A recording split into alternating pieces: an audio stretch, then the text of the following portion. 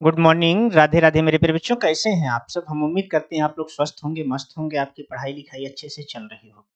तो क्या मेरी आवाज आपके कानों तक आ रही है? अगर आ रही है तो जल्दी से लिखें यस। अगर सारी चीजें क्लियर हैं बच्चों तो जल्दी से लिखें यस, जिससे हम लोग अपनी क्लास को प्रारंभ कर सकें। तो चलिए शुरुआत करते हैं आज मेरे प्यारे बच्चे हिंदी पेडागॉजी की। किसकी शुरुआत करते हैं? हिंदी पेडागॉजी की। जैसे कि आपको दिखा गया है हिंदी शिक्षण अधिगम एवं अर्जन। अधिगम एवं अर्जन पढ़ने से पहले हमें क्या क्या जानने की जरूरत है? अधिगम क्या है, अर्जन क्या है, इसे जानने से पहले हम लोग पहले तो ये जानेंगे हिंदी किसे कहते हैं, भाषा किसे कहते हैं, शिक्षण किसे कहते हैं और शास्त्र किसे कहते हैं। इसकी चर्चा कर लेते हैं, फिर हम लोग अधिगम पे अपने आ जाएंगे। तो मेरे प्यारे दोस्त, मेरे प्यारे भाई, एक बार सेशन को शेयर कर दीजिएगा, जिससे आपके साथी जो 4 10 20 हो जाएं, तो आपको भी पढ़ने में अच्छा लगेगा, हमें भी पढ़ाने में अच्छा लगेगा। तो चलिए जल्दी से बता दीजिए भैया, आप अपने साथियों को शेयर कर चुके ना? बोले भाई, अपने साथियों को आप शेयर कर चुके होंगे। अगर कर चुके हैं तो बहुत अच्छी बात है, नहीं किए हैं तो भाई कोई बात नहीं, मत करिए, हम कुछ कहेंगे थोड़ी। आइए शुरुआत करते हैं। हम लोग क्या करते हैं? शुरुआत करते हैं। तो मेरे प्यारे बच्चे, हिंदी भाषा और शिक्षण शास्त्र, किसकी शुरुआत आज हम लोग कर रहे हैं? हिंदी भाषा और शिक्षण शास्त्र की शुरुआत कर रहे हैं। हिंदी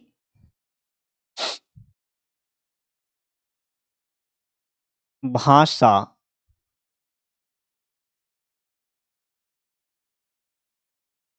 और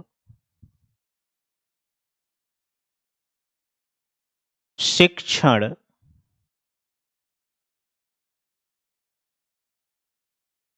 शास्त्र। हिंदी भाषा और शिक्षण शास्त्र, ये आपकी हिंदी पेडागॉजी की शुरुआत यहां से हो रही है भाई। किसकी शुरुआत हो रही है? हिंदी पेडागॉजी की आपकी शुरुआत हो रही है। तो शुरुआत में अपने साथियों को एक बार शेयर कर दीजिए भाई, जिससे हम लोग क्लास को अच्छे से इसको डिटेल में हम पढ़ेंगे। बेटा यहाँ पे हम क्वेश्चन कराने के लिए अब उपस्थित नहीं हुए हैं, हम आपको पूरा का पूरा कॉन्सेप्ट यहाँ देने के लिए आ गए हैं। क्या देने के लिए आ गए हैं? पूरा का पूरा आपको कॉन्सेप्ट देने के लिए आ गए हैं। तो जो आपके चित्र हैं ये विजुअल है कि नहीं है, ये बताइएगा। जो आपने पीछे देख रहे हो, अपने पीछे आप देख रहे हो बेटा, ये विजुअल है कि नहीं विजुअल है? हमको जल्दी से ये बताइए। अगर विजुअल है तो जल्दी से लिखें यस। अगर सारी चीजें विजिबल हैं तो जल्दी से लिखें यस। अगर विजिबल है भाई तो जल्दी से लिखें यस।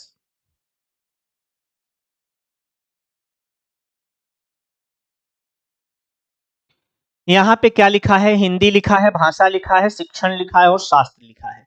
जो हिंदी शब्द की व्युत्पत्ति किस शब्द से हुई है? तो मेरे प्यारे बच्चे, ये जो हिंदी शब्द है किस शब्द से आया है? तो आपका आंसर होगा ये सिंधु शब्द से आया है। अब आप सोच रहे होंगे सर तो लिख दिए सिंधु शब्द, इस सिंधु शब्द से कैसे बना? तो मेरे प्यारे दोस्त, ईरानी, ईरानियों का जानते हो आप? किसकी बात करते हैं हम? ईरानियों की बात करते हैं। तो ईरानी लोग जो है, जो ये सा है बेटा, इस सा को ये क्या बोलते थे? हा बोलते थे। सा को क्या बोलते थे? ये हा बोलते थे। इसीलिए ये हिंदी शब्द जो व्युत्पत्त हो रहा है सिंधु शब्द से व्युत्पत्त हो रहा है। तो ईरानी हा बोलते थे, इसको क्या पढ़ देते थे? ये हिंदू पढ़ देते थे। दा, ये धा को क्या पढ़ते थे बेटा? दा पढ़ते थे। तो क्या बन गया? हिंदू बन गया। और हिंदू से क्या बना? हिंद बना। और हिंद से क्या बन गया आपका? हिंदी बन गई। इस तरह से ये सिंधु से क्या आया भैया? तो आप बताएंगे सिंधु से ये लोग क्या कर दिए? सिंधु को, सिंधु को, ये सिंधु नदी थी भाई, आप जानते ही होंगे। सिंधु को इन्होंने क्या पढ़ा? हिंदू पढ़ा। हिंदू से क्या बना? हिंद बना। हिंद से क्या बना? हमारी हिंदी बनी। अब अगर हम भाषा की बात करें तो भाषा शब्द किससे बना हुआ है? अगर हम भाषा की बात करें तो ये भाषा शब्द किससे बना है? तो मेरे प्यारे दोस्त आप बताएंगे ये भाषा शब्द भास धातु से बना है। किस धातु से बना है? ये भास धातु से बना है। इस भास एक किस भाषा का शब्द है? तो आप बताएंगे संस्कृत भाषा का शब्द है। किस भाषा का शब्द है भाई? संस्कृत भाषा का शब्द है। इस भास धातु का अर्थ क्या होता है? भास का अर्थ क्या होता है? भास का अर्थ होता है मेरे प्यारे बच्चों बोलना या कहना। क्या होता है? बोलना या कहना, या इसी को हम और क्या कहते हैं? प्रकट करना। क्या कहते हैं भाई? प्रकट करना। यहाँ पे छोटी छोटी चीजें हम देखने वाले हैं। तो जो वाणी के द्वारा प्रकट किया जाता है बेटा उसे हम क्या कहते हैं? भाषा कहते हैं। किसके द्वारा प्रकट किया जाता है? जो वाणी के द्वारा प्रकट किया जाता है उसे हम क्या कहते हैं? भाषा कहते हैं। क्या कहते हैं? भाषा कहते हैं। यहाँ पे देखो भैया एक शब्द आपका शिक्षण लिखा गया है। क्या लिखा गया बेटा? शिक्षण लिखा गया है। इस शिक्षण का आशय क्या है? शिक्षण कहते किसे? जल्दी से कमेंट करके बताने का प्रयास करें आप। शिक्षण कहा किसे जाता है?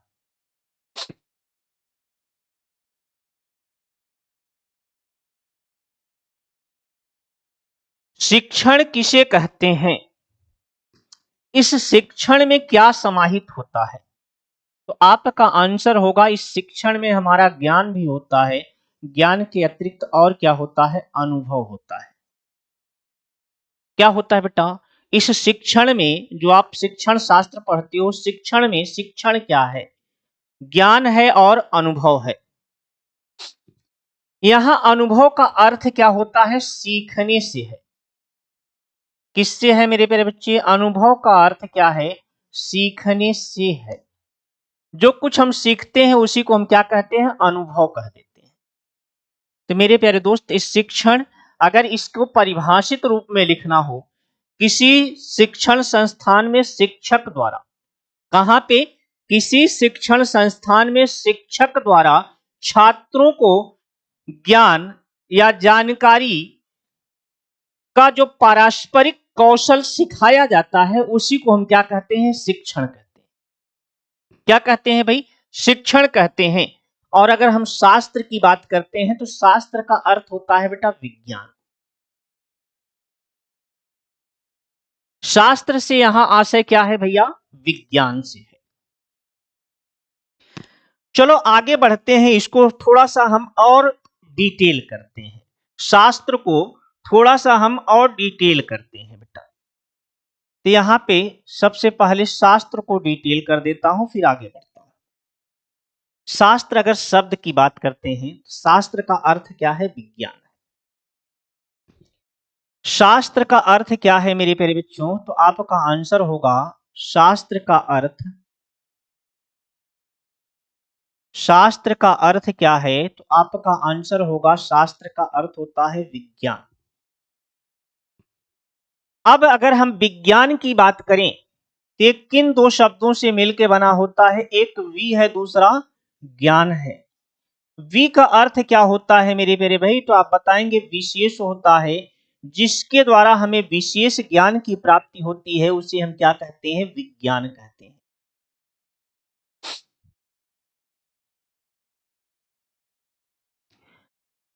अब शास्त्र शब्द का अर्थ क्या मिला आपको? विज्ञान। अगर आपसे कोई पूछ ले शास्त्र का शाब्दिक अर्थ, शास्त्र का शाब्दिक अर्थ, इस शास्त्र शब्द किस शब्द से बना है? शास्त्र किससे बना है? तो मेरे प्यारे बच्चों शास्त्र किससे बना है? तो आप बताएंगे सासु अनुशिष्टों से।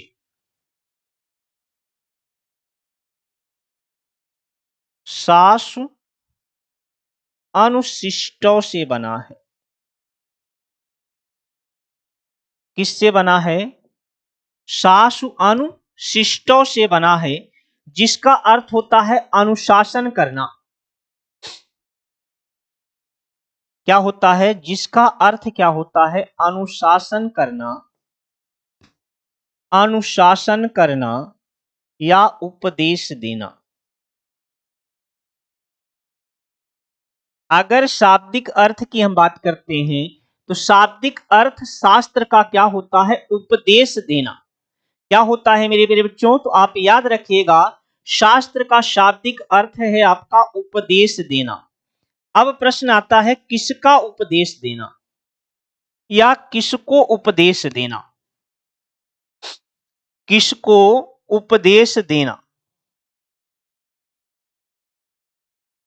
शास्त्र की बात समझ में आ गई भाई? बोलिए जल्दी से। इस शास्त्र समझ में आ गया? शास्त्र का अर्थ क्या है? विज्ञान है। अगर शाब्दिक अर्थ पूछेगा अनुशासन करना या उपदेश देना होता है। ये शास्त्र शब्द किससे बना है? शास्त्र अनुशिष्टों से बना है, जिसका ही शाब्दिक अर्थ होता है अनुशासन करना या उपदेश देना।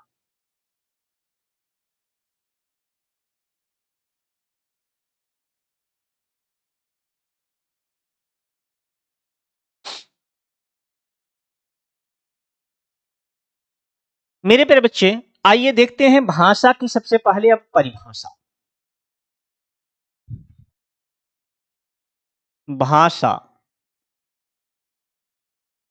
भाषा कहते किसे हैं? भाषा कहते किसे हैं? अलग अलग विद्वान अलग अलग जो है इसकी परिभाषा देते हैं। अलग अलग विद्वान क्या करते हैं बेटा? इसकी अलग अलग परिभाषाएं देते हैं। जैसे मैं बोलूं आपसे श्याम सुंदर दास, अलग अलग विद्वानों की परिभाषाएं।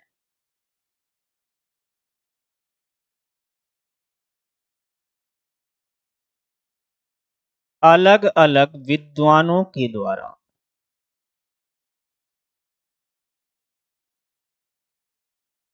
दी गई परिभाषाएं।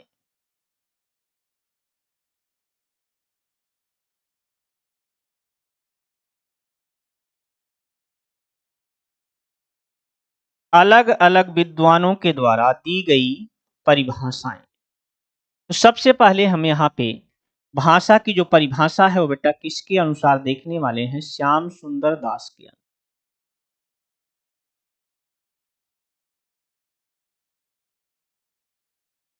श्याम सुंदर दास जी क्या कहते हैं?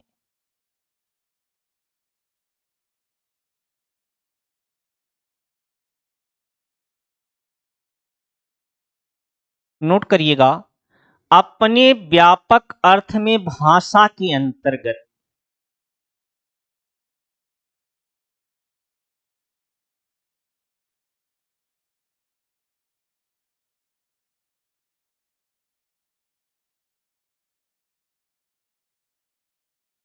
अपने व्यापक अर्थ में भाषा के अंतर्गत विचारों और भावों को, विचारों और भावों को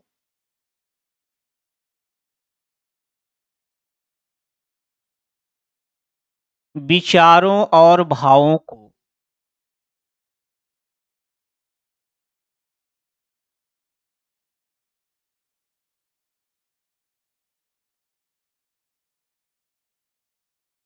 सूचित करने वाले वे सारे संकेत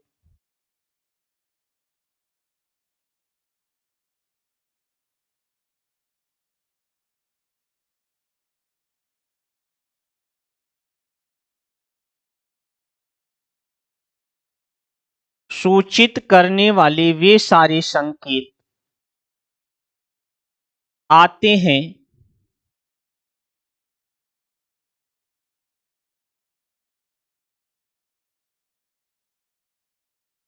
जो देखे और सुने जा सकते हैं, जो देखे और सुने जा सकते हैं।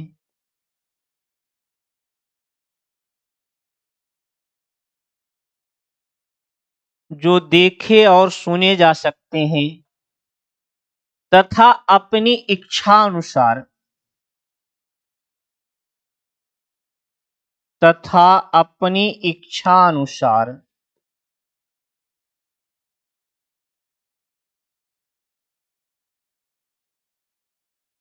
तथा अपनी इच्छा अनुसार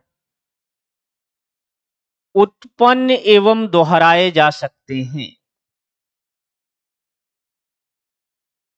उत्पन्न एवं दोहराए जा सकते हैं।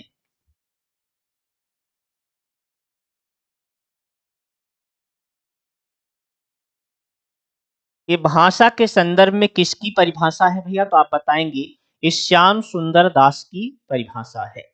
किसकी परिभाषा है बेटा, श्याम सुंदर दास की परिभाषा है। नेक्स्ट एक परिभाषा और नोट करेंगे जिसकी इंपॉर्टेंट परिभाषा है, दिए तो बहुत सारे लोगों ने है बेटा, लेकिन हम उस परिभाषा को नोट करने वाले हैं।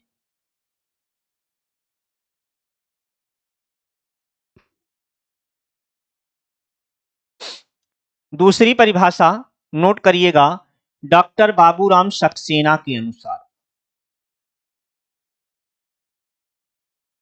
डॉक्टर बाबूराम सक्सेना के अनुसार। डॉक्टर बाबूराम सक्सेना के अनुसार डॉक्टर बाबूराम सक्सेना क्या कहते हैं भाषा के संदर्भ में, जिन ध्वनि चिन्हों द्वारा जिन ध्वनि चिन्हों द्वारा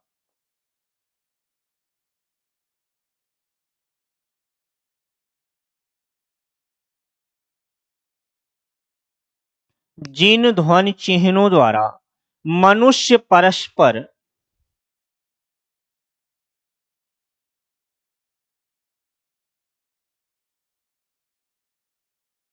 मनुष्य परस्पर विचार विनिमय करता है, विचार विनिमय करता है, विचार विनिमय करता है, उसे उसे समष्टि रूप से भाषा कहते हैं।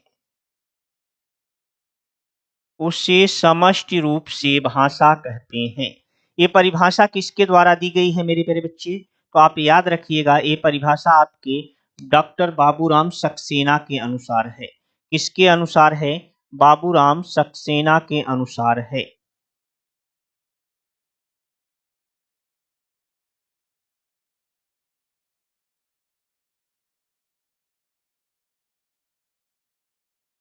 नोट हो गया बेटा।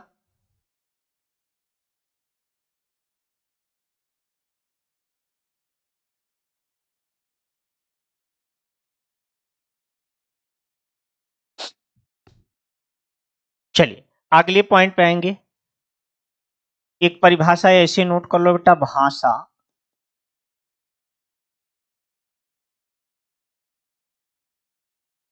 भाषा सार्थक शब्दों। क्या कह रहा है बेटा, भाषा सार्थक शब्दों के समूह या संकेत को कहते हैं। सार्थक शब्दों के समूह या संकेत को कहते हैं।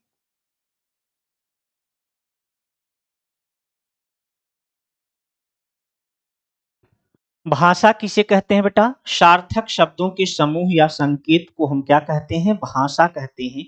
भाषा के अगर हम रूप की बात करें तो भाषा के कितने रूप होते हैं, यहीं पे नोट करिएगा, भाषा के रूप। भाषा के रूप, अगर हम भाषा के रूप की बात करें बेटा तो भाषा हमारी 3 प्रकार की होती है। कितने प्रकार की होती है, हमारी भाषा 3 प्रकार की होती है। 3 प्रकार की कौन कौन सी भाषाएं होती हैं, तो नंबर 1 पे नोट करिएगा आप, मौखिक भाषा। कौन सी भाषा भाई, नंबर 1 पे नोट करिएगा, मौखिक भाषा। और दूसरी भाषा को हम क्या कहते हैं बेटा? लिखित भाषा कहते हैं। कौन सी भाषा कहते हैं? लिखित भाषा कहते हैं। और तीसरी भाषा को हम क्या कहते हैं? तो आपका आंसर होगा तीसरी भाषा हमारी सांकेतिक भाषा है। कौन सी भाषा है बेटा? सांकेतिक भाषा है। एक भाषा का नाम आपको क्या मिला? मौखिक भाषा। दूसरी भाषा आपकी कौन सी है? लिखित भाषा है। और तीसरी भाषा आपकी सांकेतिक भाषा है। मेरे प्यारे दोस्त, मेरे प्यारे भाई, यहाँ पे एक आपको हम क्या दिए हैं, ये जरा ध्यान से देखो, इसका आकार जरा ध्यान से देखो। यहाँ पे आपका क्या है? स्टार बना होता है, यहाँ पे जीरो है, यहाँ पे हैश बना हुआ है। यहाँ पे 1 लिखा है, 2 लिखा है, 3 लिखा है, 4 लिखा है, 5 लिखा है, 6 लिखा है, 7, 8, 9। ये इसको देख के आपको क्या नजर आ रहा है बेटा? हम बना नहीं पाते चित्र थोड़ा सा, तो उसमें आप परेशान नहीं होंगे। बताइए, ये किस चीज का चित्र आपको देखने को मिल रहा है? ईमानदारी से बताएंगे, ये किस चीज का चित्र आपको मिल रहा है? जल्दी से आंसर करें। ये किस चीज का चित्र आपको दिख रहा है?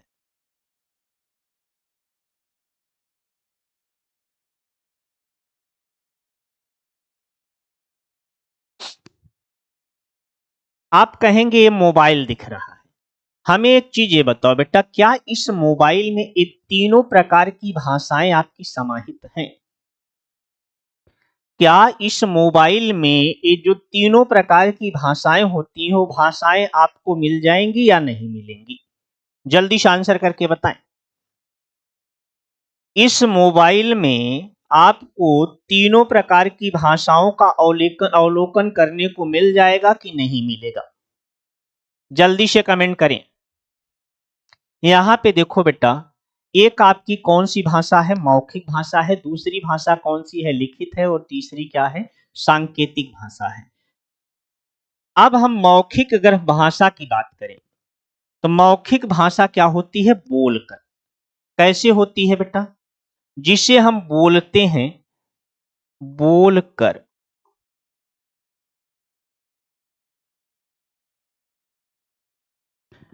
बोल रहे हैं, आप सुन रहे हो, यहां से हम हेलो हेलो करते हैं, वहां से आप हाय हाय का जवाब देते हो मेरे प्यारे बच्चों, तो बोलना ही है ना। ये किस भाषा के अंतर्गत आएगा? आपके मौखिक भाषा के अंतर्गत आएगा। लिखित भाषा में हम क्या करते हैं? लिख कर।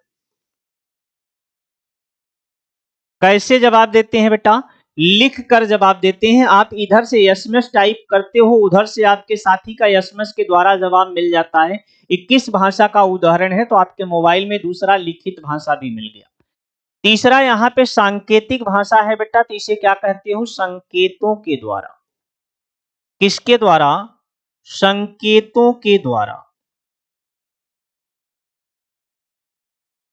किसके द्वारा भाई? संकेतों के द्वारा। आप इधर से इमोजी भेजते हो, हंसने वाली, वहां से आ जाती है रोने वाली। ये किस भाषा का उदाहरण है? आपके सांकेतिक भाषा का उदाहरण है। तीनों भाषाएं आपको कहां पे मिल जाती हैं? आपके मोबाइल में देखने को मिल जाती हैं। तो भाषा का जो समूह होता है, भाषा का जो रूप होता है, वो 3 प्रकार का होता है। एक को आपने मौखिक भाषा कहा, दूसरे को आपने लिखित भाषा कहा, तीसरे को आपने सांकेतिक भाषा कहा। अब अगर हम मौखिक शब्द की बात करें, तो मौखिक शब्द किन शब्दों से मिलकर बना हुआ है मेरे प्यारे बच्चे? तो आप बताएंगे मुख प्लस इक से मिलकर मौखिक बना हुआ है। लिखित की हम बात करते हैं, तो लेख प्लस इत प्रत्यय से आपका क्या बना हुआ है? लिखित बना हुआ है। और सांकेतिक किससे बना हुआ है? तो संकेत प्लस इक प्रत्यय से आपका क्या शब्द बना है? सांकेतिक बना हुआ है मेरे प्यारे दोस्त। ये बात समझ में आ गई? अगर समझ में आ गई तो हम आगे बढ़े।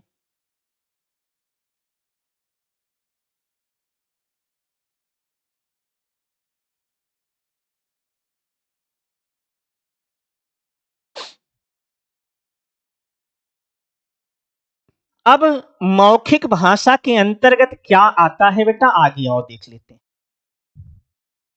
हेडिंग बनाएंगे आप, मौखिक भाषा। मौखिक भाषा, इसको अगर परिभाषा के रूप में लिखना हो आपको, तो क्या लिखोगे? मौखिक भाषा को अगर परिभाषित करना हो तो क्या लिखोगे? जब वक्ता बोलकर, क्या कहोगे?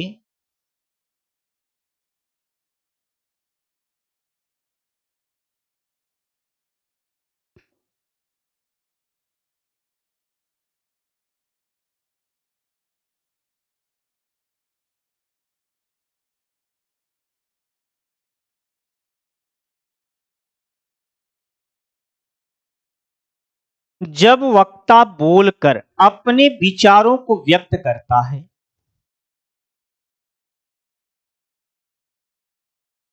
अपने विचारों को व्यक्त करता है,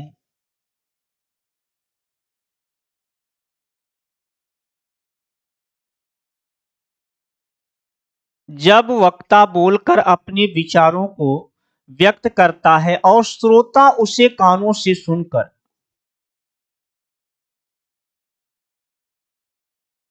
और श्रोता उसे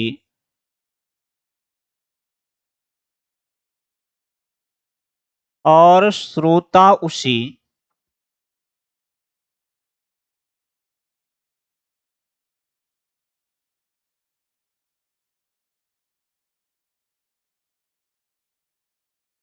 कानों से सुनकर,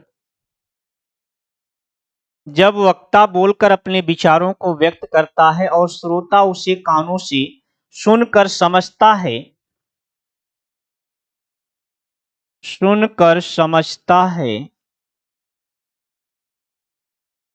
तो उसे भाषा का मौखिक रूप कहते हैं। तो उसे भाषा का मौखिक रूप कहते हैं। तो उसे क्या कहते हैं बेटा? भाषा का मौखिक रूप कहते हैं। अगर आपसे पूछ लिया जाए जैसे, कुछ बता दो भैया हमें इसमें, जैसे हमें बता दो, कोई एक पॉइंट बता दो आप लोग। जैसे में आप कोई भी एक पॉइंट हमें बता दो। XYZ मेरे प्यारे बच्चे जितने लोग जुड़े हैं, कोई भी एक बच्चा बता दे।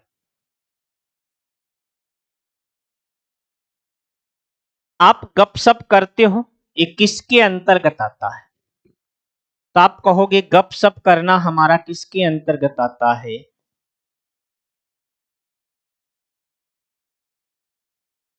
तो आप बोलोगे ये मौखिक भाषा के अंतर्गत आता है।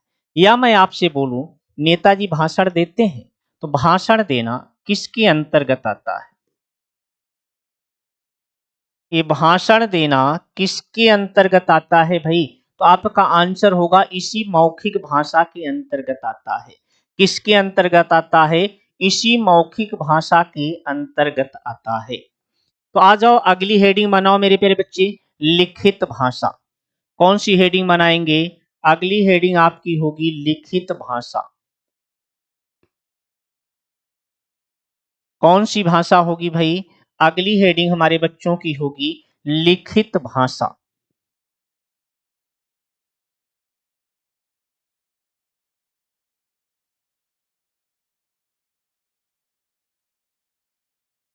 लिखित शब्द हमने आपको बताया बेटा, लेख प्लस इत प्रत्यय से मिलकर क्या बना हुआ है? आपका लिखित शब्द बना हुआ है।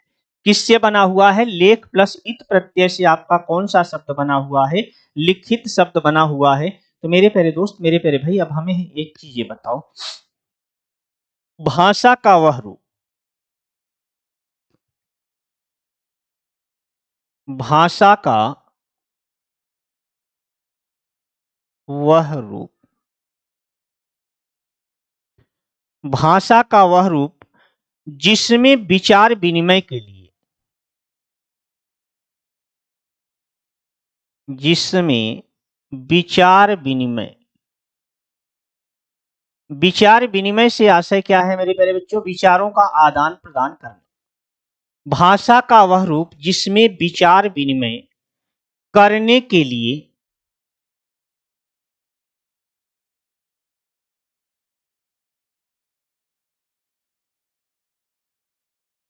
जिसमें विचार विनिमय करने के लिए हम लिखित चिन्हों हम लिखित चिन्हों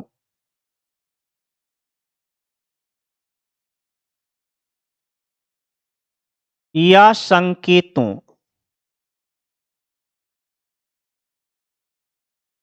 लिखित चिन्हों या संकेतों का प्रयोग करते हैं, संकेतों का प्रयोग करते हैं,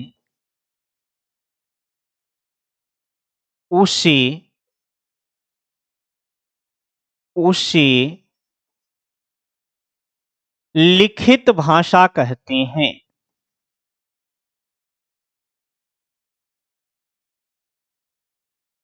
उसे लिखित भाषा कहते हैं। जैसे जैसे के अंतर्गत कोई एक पॉइंट आप लोग बता दो भाई। लिखित भाषा किसे कहते हैं? हम पत्र लिखते हैं। क्या लिखते हैं बेटा? पत्र लिखते हैं। पत्र लेखन हमारा किस भाषा के अंतर्गत आएगा? या निबंध लिखते हैं तो निबंध लेखन किसके अंतर्गत आएगा? निबंध लेखन किसके अंतर्गत आएगा?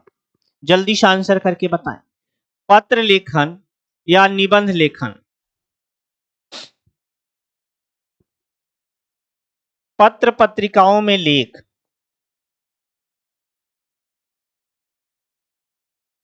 पत्र पत्रिकाओं में लेख जो लिखे जाते हैं वो किसके अंतर्गत आएंगे? तो आप कहेंगे इसी लिखित भाषा के अंतर्गत आएंगे। किसके अंतर्गत आएंगे भाई? लिखित भाषा के अंतर्गत आएंगे।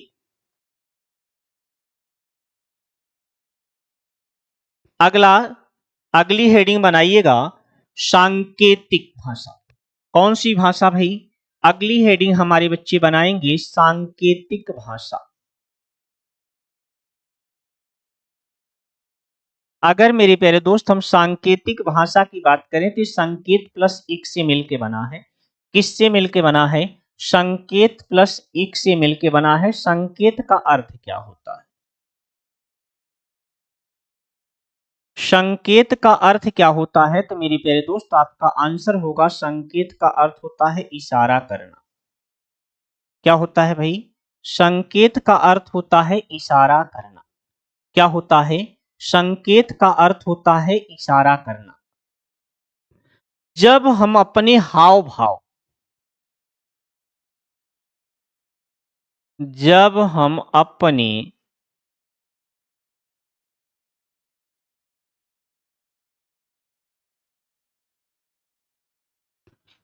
हाव भाव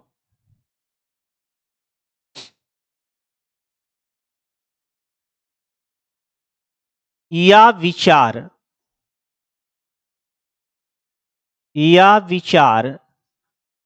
संकेत के द्वारा प्रकट करते हैं, संकेत के द्वारा प्रकट करते हैं,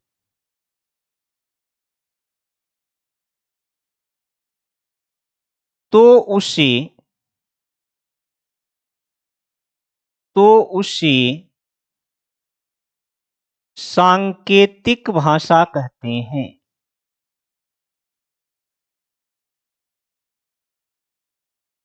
अब सांकेतिक भाषा की बात करें, अगर हम जैसे में आपसे पूछ लें सांकेतिक भाषा में क्या आएगा? सिर ऐसे ऐसे हिलाते हो।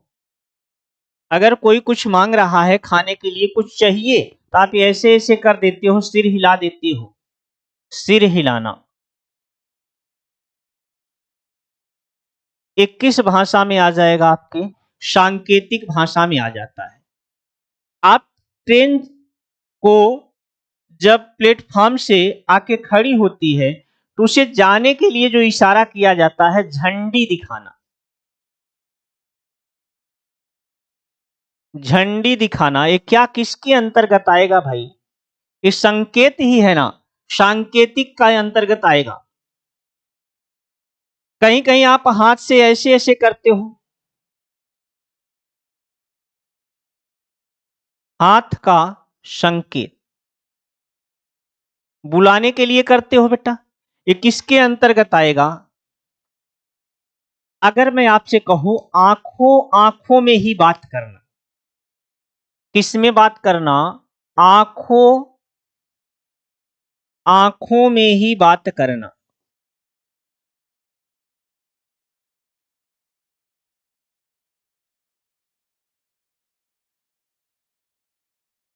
ये किसके अंतर्गत आएगा?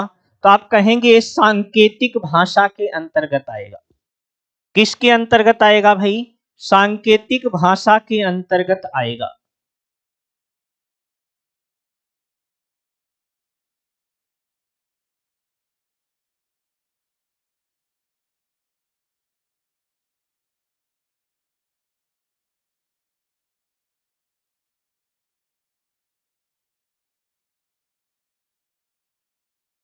नोट हो गया?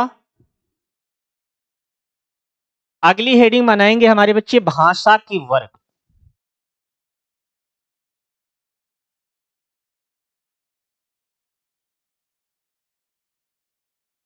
भाषा के वर्ग।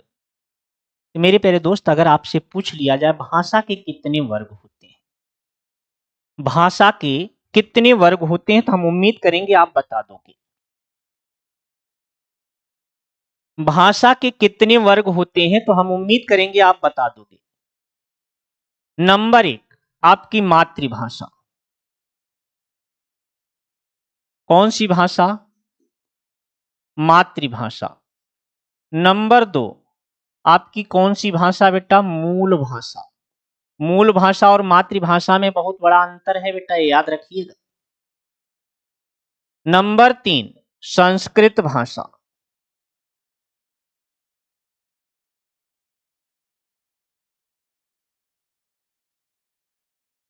नंबर 4, राष्ट्रीय भाषा।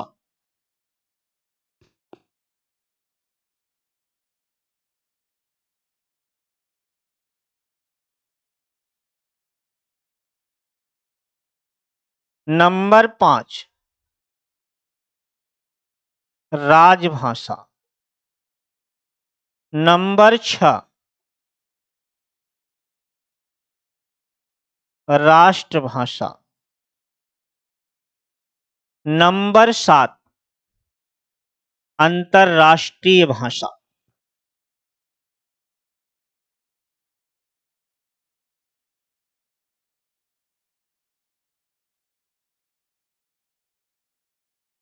नंबर 7, अंतरराष्ट्रीय भाषा। तो मेरे प्यारे बच्चों, इन भाषाओं के विषय में अब हम जानेंगे कब? कल। कब जानेंगे भाई? इन भाषाओं के विषय में हम जानने का प्रयास करेंगे कल की डेट में।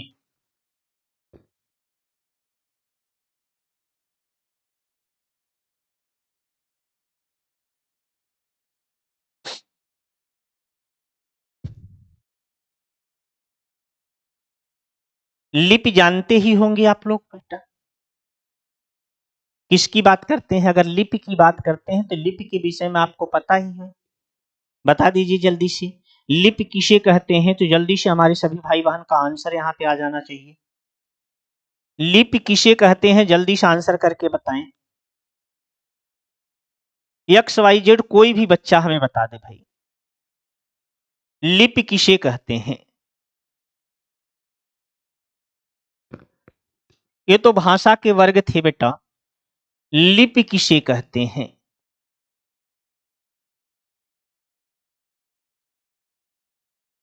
तेजी से आंसर करके बताएं।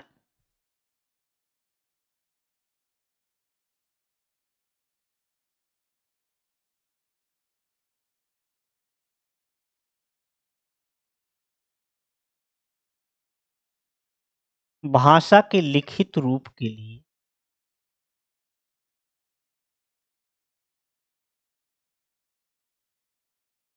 भाषा के लिखित रूप के लिए जिन चिन्हों का प्रयोग किया जाता है, जिन ध्वनि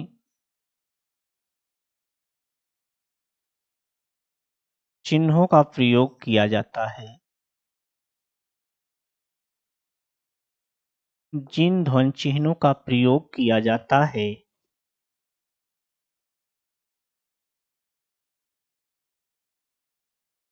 जाता है उसे लिपि कहते हैं।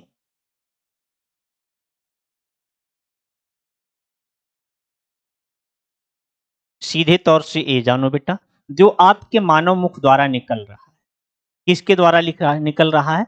मानव के मुख के द्वारा निकल रहा है। इसको अगर हम लिपिबद्ध कर देते हैं तो वही हमारी क्या है? लिपि। वही हमारी क्या है? लिपि है। जैसे मैं आपसे बोलूं देवनागरी लिपि, क्या बोलूं बेटा? देवनागरी लिपि।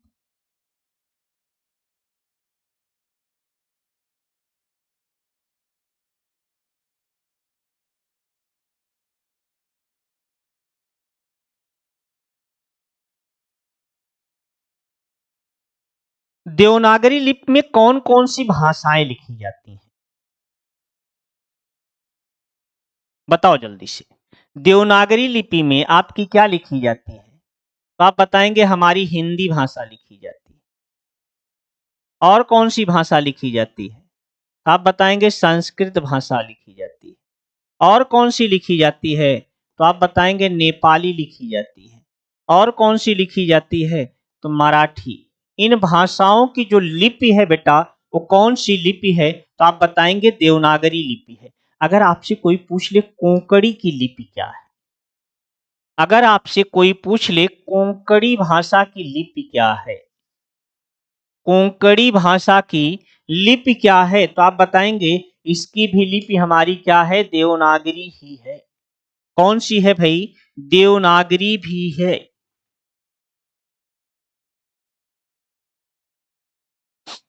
मेरे प्यारे बच्चे, कभी कभी पूछ लेता है गुरुमुखी लिपि। गुरुमुख लिपि, इसका आविष्कार किसने किया था? गुरु अंगद ने किया था। इसमें क्या लिखी जाती है? तो आपका आंसर होगा इसमें पंजाबी लिखी जाती है। कौन सी लिखी जाती है? पंजाबी लिखी जाती है। अगर आपसे कोई पूछ ले रोमन लिपि की बात कर दे बेटा, किस लिपि की बात कर दे? रोमन लिपि की बात कर दे, तो रोमन लिपि में क्या लिखा जाता है? तो आपका आंसर होगा रोमन लिपि में हमारी अंग्रेजी लिखी जाती है। क्या लिखी जाती है? रोमन लिपि में हमारी अंग्रेजी लिखी जाती है।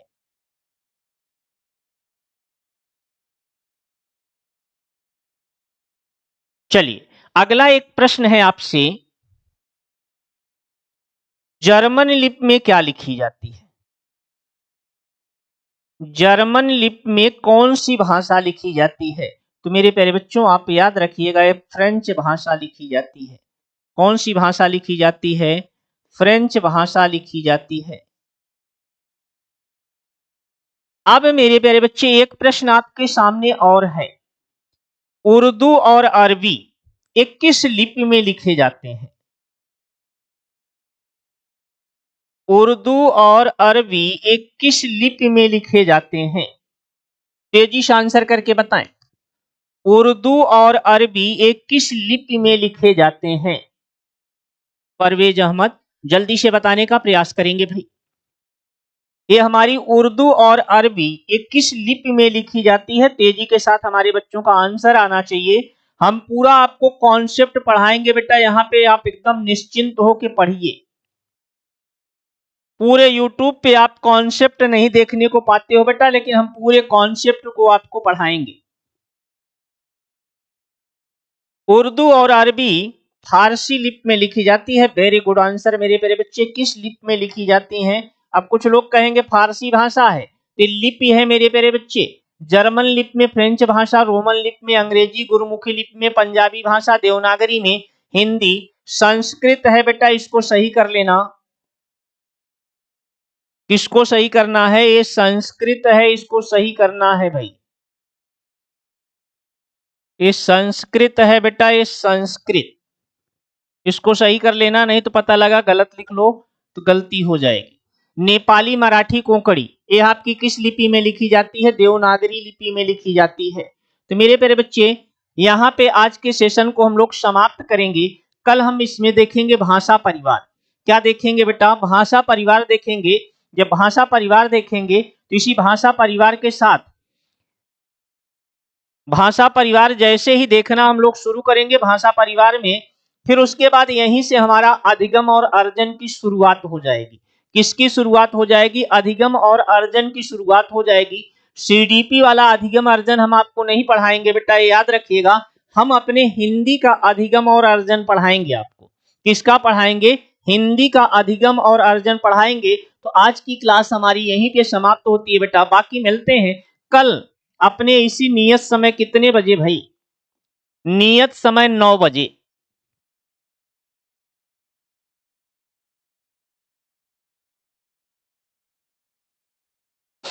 कितने बजे मिलेंगे?